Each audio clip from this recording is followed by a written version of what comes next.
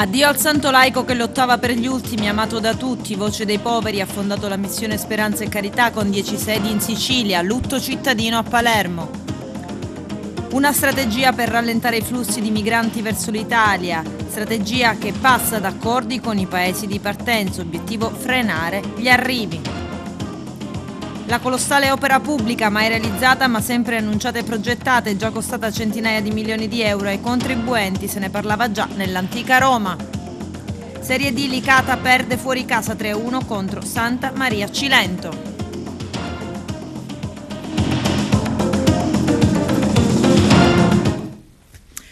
Bentrovati gentili telespettatori al nostro appuntamento con l'informazione. È morto Biagio Conte, addio al missionario laico amato da tutti. A 26 anni l'addio alla famiglia e la scelta francescana, gli eremitaggi, gli scioperi della fame, le proteste contro le istituzioni sorde alla voce dei poveri. Ha lottato per mesi contro il cancro, continuando a lanciare anche nei giorni in cui si era aggravato messaggi di pace e di speranza. Si è spento dentro la missione da lui fondata, circondato dai volontari. Lutto cittadino a Palermo. Vediamo. Lui ascolta i poveri. È un grido disperato. È il grido dei poveri e di chi soffre, di chi rimane all'angolo delle strade. Questo è il messaggio. Sembrano tutti sordi. Vero che la città distrae, ci allontana dalla verità, però io credo che c'è un cuore in ogni persona e allora chiedo preghiera a tutti, perché qualunque cosa hai fatto a uno di loro, dice il Signore, l'hai fatto a me. Allora io credo che questa società deve rivedere con attenzione, perché ecco, anche questa crisi c'è un motivo.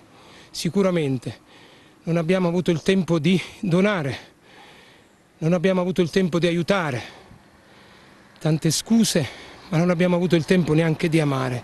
E allora io credo che questo è il messaggio e che questa crisi possa far riflettere tutti. È vero, è triste, tanti chiedono aiuto, però io lo chiedo al Signore per poter essere vicino a chi soffre. Ecco, e chi invece non è povero ha anche Gesù, ha anche Dio nel cuore. E allora io credo che può attenzionare, ma tutti, ognuno ha un compito, ognuno deve fare la sua parte. È morto Biagio Conte, il missionario laico di Palermo, a causa di una grave malattia. All'età di anni 59 aveva lasciato i lussi della sua vita familiare, l'impresa edile del padre, per seguire le orme del poverello di Assisi, San Francesco, che fu fonte della sua ispirazione. La notizia ha sconvolto l'intera isola, tanti messaggi di cordoglio arrivati, tra questo quello di Corrado Lorefice, arcivescovo di Palermo. Il viaggio deve arrivare anche alle istituzioni in qualche modo. A tutti, deve arrivare alle istituzioni, deve arrivare al singolo cittadino, deve arrivare alle nostre comunità ecclesiali, a tutti. Biagio è profondamente un segno per questa città, perché ci ricorda che un laico che prende sul serio il Vangelo e dunque che coglie la potenza della presenza di Dio nella sua vita, riesce a cambiare anche la città umana. Questo è il messaggio, e l'annuncio è che noi non dobbiamo avere paura di Dio, anzi più Dio è con noi secondo il suo nome e più gli uomini forse riscopriremo i grandi valori della convivenza umana. A partire da quello della giustizia, della solidarietà, della cura reciproca, della pace, della riconciliazione. Sono tutti i valori che ci ha consegnato Biagio in questi lunghi anni. Non è vero che Dio limita la libertà degli uomini, ne prova la violenza che cresce sempre di più. Abbiamo pensato che lontani da Dio si possa vivere liberi, ma invece capiamo che non è vero che lontani da Dio la città umana si costruisce secondo le sue esigenze. Questo penso che sia il messaggio più bello che ci dà Biagio. Tra i tanti messaggi di cordoglio che sono arrivati c'è quello del presidente Schifani che dice: esprimo le mie più sentite condoglianze ai familiari di fratel Biagio Conte, agli assistiti, ai volontari della sua missione. Oggi il missionario, continua Schifani, ci ha lasciati dopo giorni di sofferenza, ma il suo ricordo resterà indelebile. Con il suo impegno quotidiano e instancabile in favore degli ultimi, ci ha ricordato come per ogni cristiano la carità sia una condizione essenziale della propria esistenza umana e attuazione concreta della propria fede. A seguire quello dell'ex governatore siciliano, l'onorevole Totò Cuffaro, che dice: piangiamo e preghiamo per l'amico fraterno Biagio Conte, che ha incarnato la parte più buona, più umana e misericordiosa di una società distratta e di un tempo inseguito dalla disumanità. La missione Speranza e Carità deve continuare a vivere, se vogliamo che lui viva ancora, e deve essere la nostra casa e i suoi poveri, i nostri fratelli. Cordoglio arriva anche dal sindacato della CISL, che per mezzo di Sebastiano Capuccio, nella sua qualità di segretario, afferma come Conte sia un uomo santo, giusto e buono. Anche il gruppo parlamentare regionale del Partito Democratico afferma come sarà il messaggio di fratellanza e solidarietà donato all'umanità intera a colmare il grande vuoto che la scomparsa di Biagio Conte inevitabilmente lascia, soprattutto con chi lo ha conosciuto e gli è stato accanto fino agli ultimi istanti. Il fratello laico ha speso tutta la sua vita per la missione di Speranza e Carità di Via Decollati, una comunità che nel giro di pochi anni è diventata un punto di riferimento per tutti quei cittadini costretti alla povertà, ma soprattutto alla emarginazione sociale. La scomparsa di Biagio Conte, dichiara subito il sindaco di Palermo Roberto Lagalla, lascia un vuoto incolmabile. Anche nelle ultime ore più drammatiche tutta la città si è stretta attorno a fratel Biagio, a testimonianza del valore dell'eredità umana che oggi lascia. E con questo spirito che l'amministrazione e la nostra comunità, continua ancora Lagalla, devono stare vicini alla missione. Figlio di imprenditori edili palermitani, ad appena 3 anni inizia a frequentare un collegio di suore svizzera per poi essere trasferito qualche anno più tardi nel collegio di San Martino delle Scale.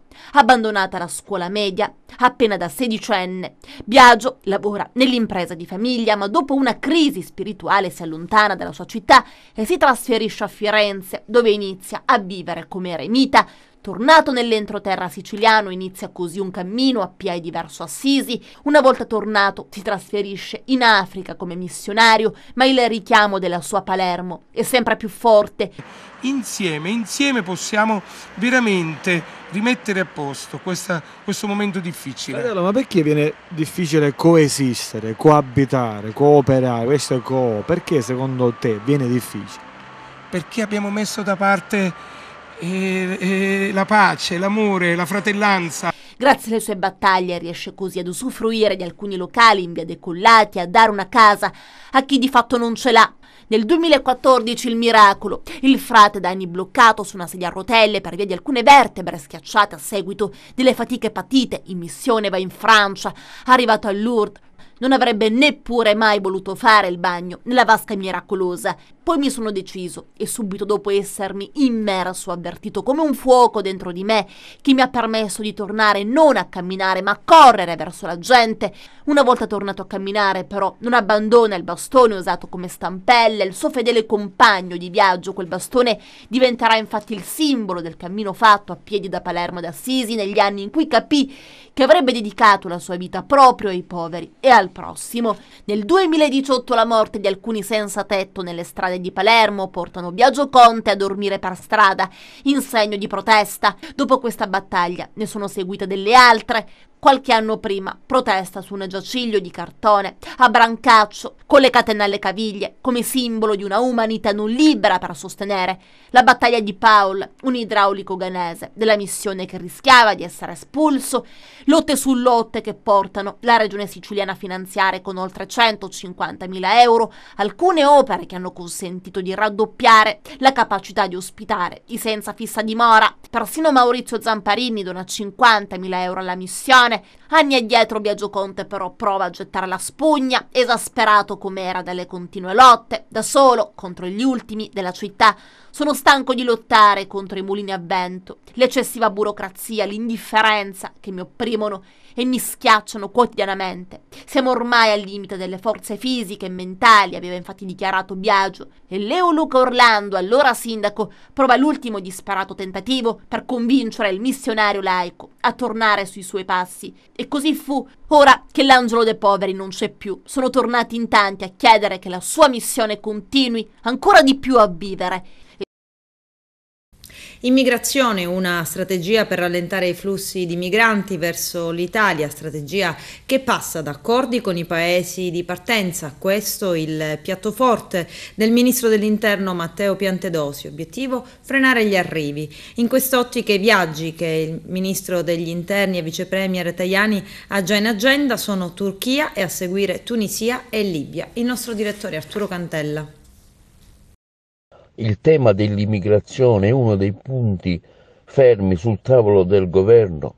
Il capo Giorgia Meloni ha convocato ieri Antonio Tajani, Matteo Salvini e il ministro Matteo Piantedosi, i vertici dell'intelligence, per fare il punto sulla situazione e decidere i prossimi passi dopo il decreto fatto anti-ONG. Si punta quindi nell'immediato a stringere accordi con i paesi di partenza. Il ministro Tajani volerà a stretto giro in Tunisia, Turchia e Libia. Anche il ministro Piantedosi ha in programma una serie di missioni, a cominciare dalla Turchia. Tutti temi che sono stati anticipati in occasione del vertice che si è svolto ad Agrigento durante il comitato dell'ordine pubblico, presente anche il sindaco di Lampedusa Mannino, che ha avuto come tema principale l'immigrazione. Il governo, supportato dal coordinamento del Presidente del Consiglio, anzi del Ministro degli Esteri, ho avviato da tempo in queste prime settimane dei rapporti per il momento telefonici molto proficui, diciamo con tutti gli interlocutori possibili a secondo dei vari corridoi. Quindi andrò il 16 in Turchia, partire da un primo rapporto di inizio, auspico di proficua collaborazione e confronto con la Turchia il 16, giusto? Adesso il 16 gennaio. Molto probabilmente in immediata sequenza stiamo aspettando con la Tunisia, con il quale il mio omologo tunisino ho avuto già tutti scambi anche telefonici, quindi ci vedremo a breve in immediata sequenza, e poi c'è anche il tema della Libia da riprendere, dove il tema è anche più largo perché involge anche tutto un discorso diverso, insomma, da oltre i soli temi migratori, sulle quali vi porto la testimonianza di un impegno diretto del Presidente del Consiglio dei Ministri, il Ministro degli Esteri, ovviamente per quello che riguarda i riflessi di politica generale, entro i quali collocare anche i rapporti di cooperazione che dobbiamo avere. Ecco, segnalo che con la Libia a livello tecnico operativo abbiamo già ripreso un discorso, c'è stato pochi giorni fa che è stato il capo della polizia, il dottor Galzerano, che sono stati giù, quindi abbiamo già avviato quelle trame, diciamo, di cooperazione operativa per il tema che dicevo. Quindi sì, e confido a breve, anzi la prossima volta che torno, di raccontare anche quello che sarà chiaramente il primo contatto, quindi saremo a livello di traccia, di prospettive di collaborazione, e spero che possano portare risultati più presto. Grazie. La venuta del ministro Piantedosi, dichiara il responsabile provinciale del Dipartimento Immigrazione di Fratelli d'Italia Giancarlo Granata, dimostra l'attenzione del governo Meloni verso Lampedusa e la nostra terra, che ha già pagato un tributo altissimo nella gestione del problema dell'immigrazione clandestina. L'Italia e in particolar modo la Sicilia non possono continuare a farsi carico di essere la frontiera dell'Europa, conclude Giancarlo Granata.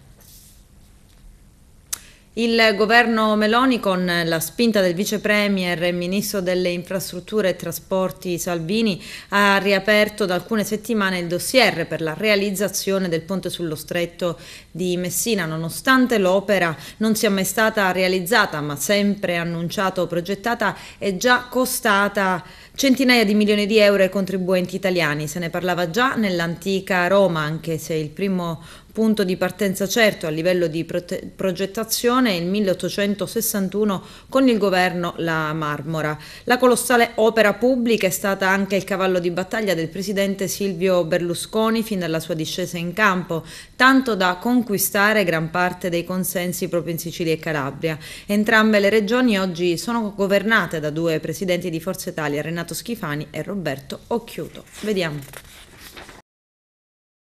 Il civico consenso si sta organizzando per avere voce in capitolo, perché su un'opera così importante che avrà l'impatto principale sulla città di Messina e che è poi il ponte dello stretto di Messina, praticamente il Consiglio Comunale non può non essere protagonista. Dunque stiamo pensando a istituire una commissione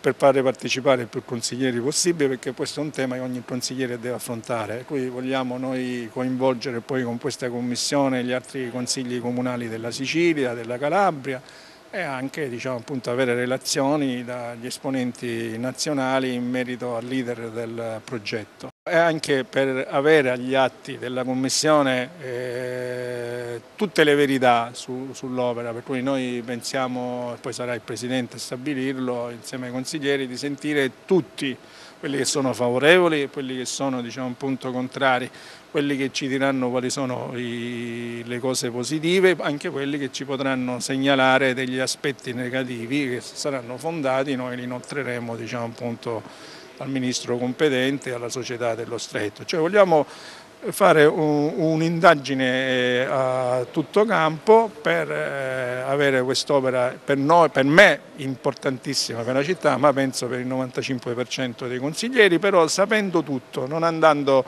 all'oscuro di quelli che possono essere i problemi. Un approfondimento che servirà all'intera città.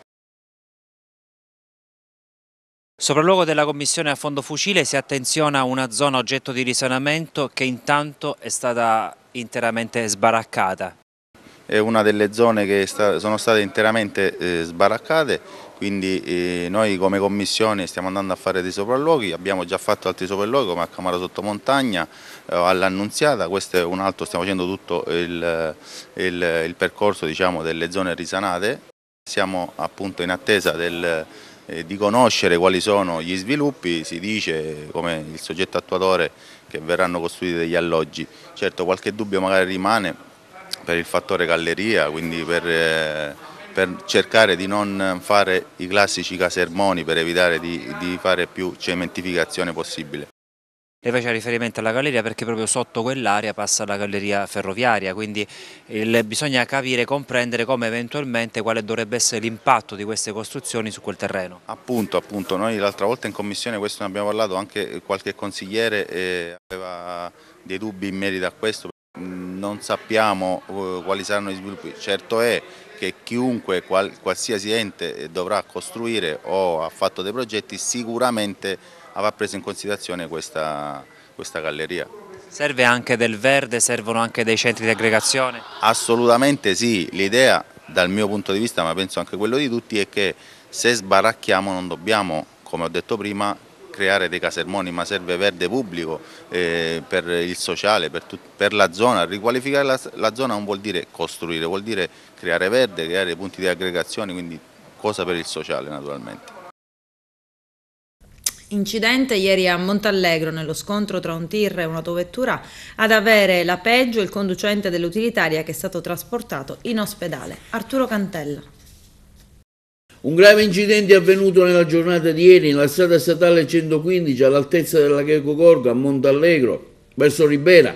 A intervenire prontamente è stata la Polizia Statale di Agrigento, coordinata dal vicequestore Andrea Morrale e comandante della sezione stessa.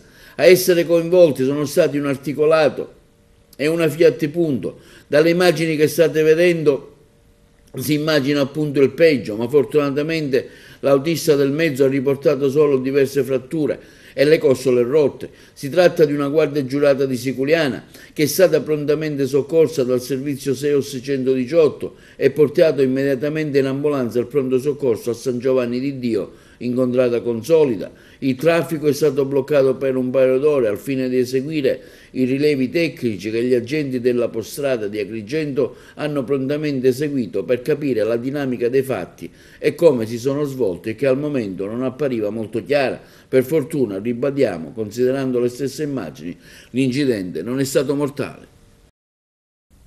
A Canicattì i carabinieri ricordano il tenente Antonino Di Nino, venne ucciso in un conflitto a fuoco a Annaro. Vediamo.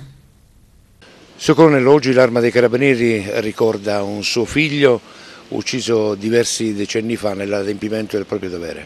Sì, oggi ricordiamo il tenente Di Nino, ucciso 78 anni fa, già comandante della tenenza di Canicattì. È un momento importante, noi non dimentichiamo nessuno dei nostri uomini, non lasciamo nessuno indietro, ma così come non dimentichiamo di essere parte di questo territorio. E stiamo cercando di dare delle risposte sempre più pregnanti al fine di dare un senso a quella che è la nostra azione, e il significato è quello di garantire la libertà dei nostri cittadini, di garantire la possibilità di girare per strada a testa alta, e per questo continueremo a colpire sempre in maniera più forte le organizzazioni criminali. Ricordare e tenere viva la memoria è importante. La memoria è la storia del nostro paese, e la storia è quella su cui questa nostra bellissima democrazia che si chiama Italia, che si chiama Repubblica Italiana, fonda le proprie radici. Complimenti, colgo l'occasione per formulare le congratulazioni per l'ottima operazione di ieri. Grazie, e soprattutto grazie per la vicinanza che riceviamo tutti i giorni dai nostri cittadini. Un impegno costante dell'Arma sul territorio, signor Colonnello? Un impegno teso a garantire la libertà di movimento, la libertà di circolazione, la libertà. Anche il Libero Consorzio Comunale di Agrigento, nella persona del suo commissario straordinario, dottor Sanzo, oggi presente a questa cerimonia di ricordo del tenente Di Nino. Sì, non potevo mancare, bisogna sempre ricordare chi si sacrifica per il servizio, chi ha il senso del dovere, chi fa invece di dire, e purtroppo ha fatto anche troppo avendoci rimesso la vita. Dove ci sono esempi da imitare, esempi da indicare ai giovani, la provincia e la politica c'è e ci dovrebbe essere sempre. Palma di Montechiaro ha ricordato ieri il terremoto della Val di Noto che nel 1693 distrusse oltre 100 città e si risentì in tutta la Sicilia, ma anche in Calabria e Malta. Vediamo. Il Dipartimento regionale della Protezione Civile, tramite il suo direttore Salvatore Cocina, ha voluto promuovere e organizzare centinaia di manifestazioni, prove di evacuazione, sia nelle scuole che negli edifici pubblici.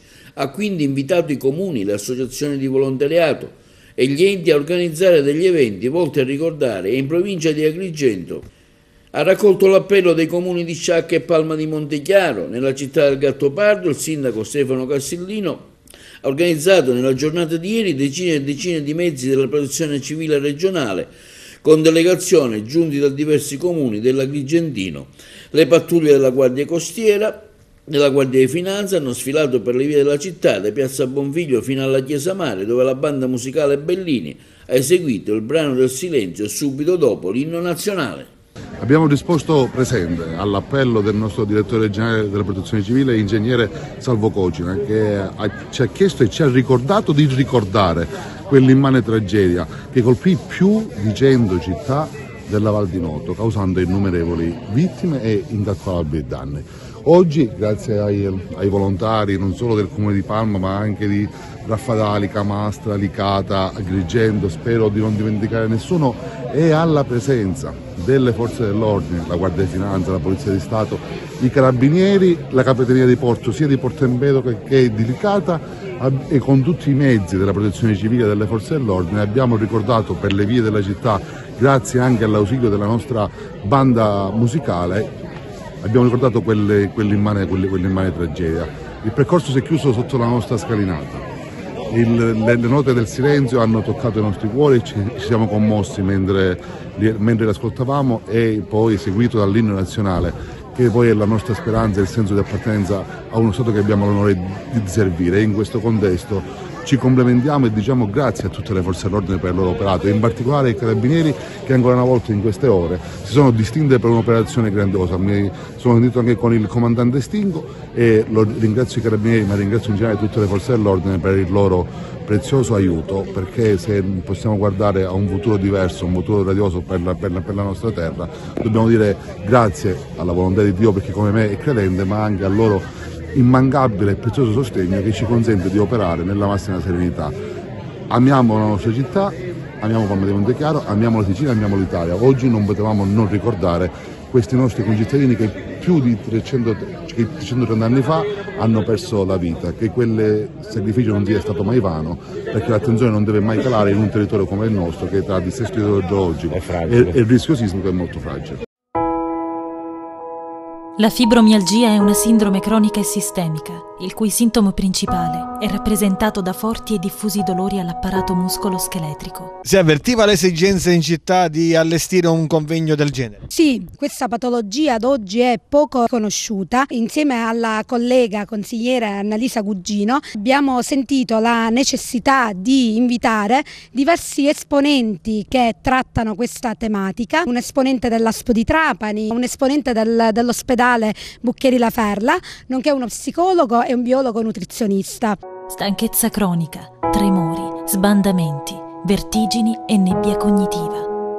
La fibromialgia è silenziosa e invisibile. È un convegno dove partecipare è utile per capire e carpire una patologia, come dicevi tu, nel nostro territorio poco informata. Purtroppo ad oggi anonima, di cui tantissima gente ne soffre, e con la collega appunto abbiamo appurato che purtroppo tocca anche tantissimi bambini. Il nostro è solo un piccolo contributo locale. Tu non la vedi, ma se solo la potessi vedere coi tuoi occhi. Fare consigliere comunale significa non adagiarsi sui social, fare consigliere comunale, partecipare e vivere il territorio, la città. Penso che sia il primo convegno sulla fibromialgia nella provincia di Trapani. Di questo ne siamo orgogliosi. Il bello di questa intervista, chi guarda, chi ascolta, è che state dando un segnale. 2 consiglieri comunali appartenenti a 2 sigle diverse, che non è facile, uniscono le loro forze per l'amore della città, ed eccoci qui. Sì, 2 sigle diverse ma con un obiettivo unico, quello di poter essere utili per la nostra città, perché la politica non è solo social, guardare le esigenze della città ed essere presenti, attenzionare le problematiche, portarle avanti, essere vicini alla gente. E soprattutto, aggiungo io, non guardare all'appartenenza. Riteniamo che il colore politico, quando si tratta appunto dei cittadini e soprattutto di certe patologie, e questa è una delle patologie comunque che porta tanta sofferenza a questa gente che ne soffre, crediamo che il colore politico non esista. Fibromialgia. Usciamo da... È la prima di un'organizzazione che vi vedrà assieme per il futuro, per la nostra città, per il nostro territorio. Perché no? Diciamo che proprio perché non esiste colore politico, con la collega volevamo dare proprio questo segnale. Quando si hanno degli obiettivi comuni è bene che le forze si uniscano, da soli non si va da nessuna parte. Cosa vi aspettate da questo convegno? Sensibilizzare gli organi competenti affinché possano attenzionare questa malattia, che è un po' tanto diffusa ma anche tanto tra virgolette sconosciuta. Immaginiamoci a quel giorno, ce ne andremo forti di cosa? Che questa gente che soffre questa malattia non deve finire nel dimenticatoio.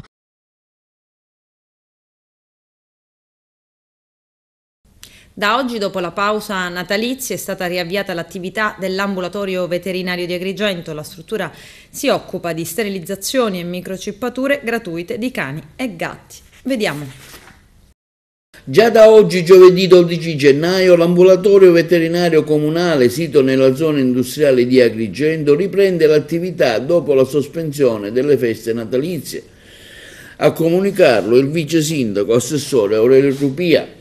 La novità è che l'ambulatorio sarà aperto 2 volte alla settimana, il giovedì e il venerdì dalle ore 9 alle ore 13, e quindi i veterinari dell'ASP riprenderanno gli interventi di sterilizzazione e microchippatura gratuita dei cani vaganti, al momento presenti nel canile di Siculiana, convenzionato con il comune di Agrigento, Relativamente ai gatti vaganti, alla sterilizzazione, a microcippatura e al riconoscimento di una colonia fenila, le richieste devono essere inviate al Comune di Agrigento, Ufficio Sanità ed Ecologia, all'indirizzo ufficiosanità-ecologia@comune.agrigento.it o protocollare brevi mano.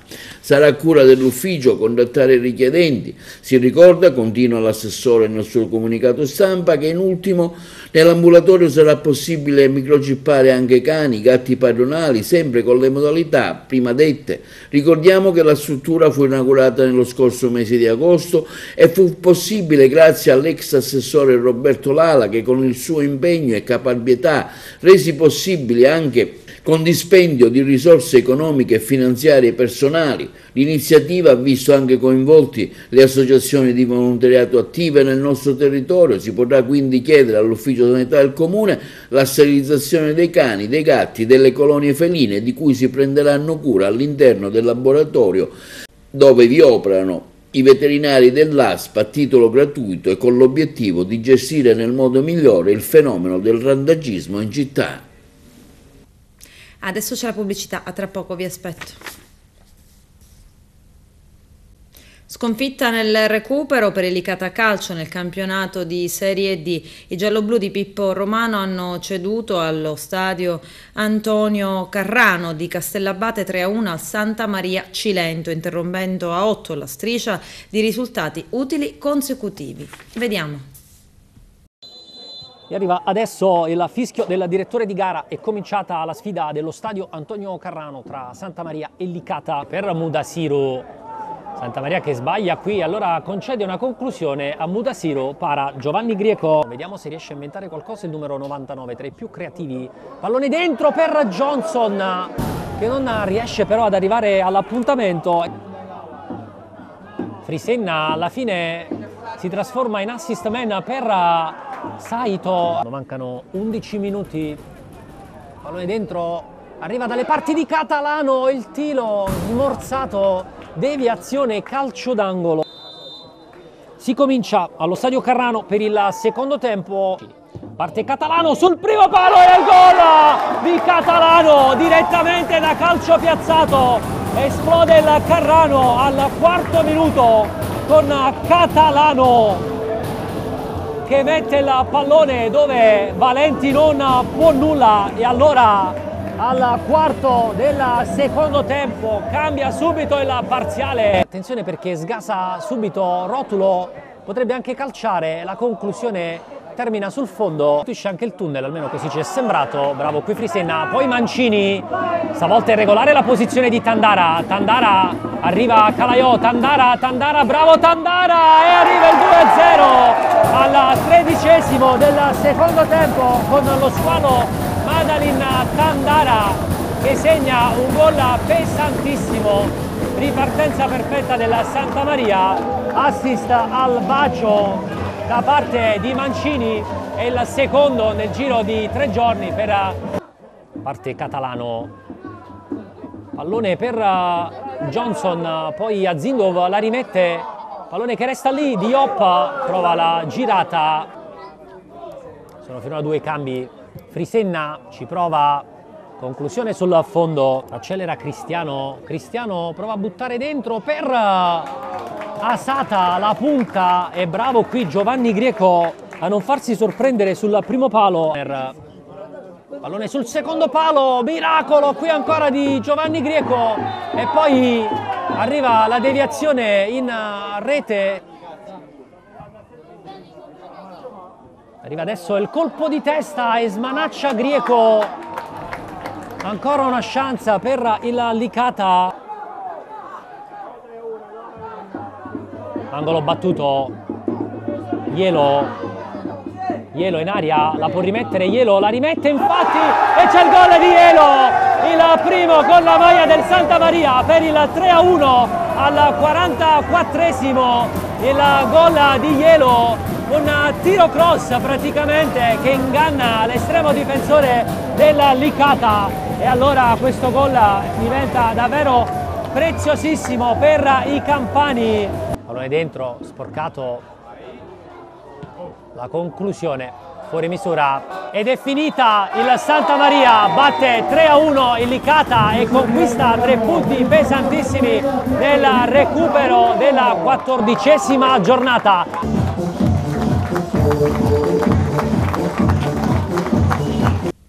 Con questo è tutto, termina qui l'edizione del telegiornale. Grazie per la gentile attenzione e per essere stati con noi. A presto.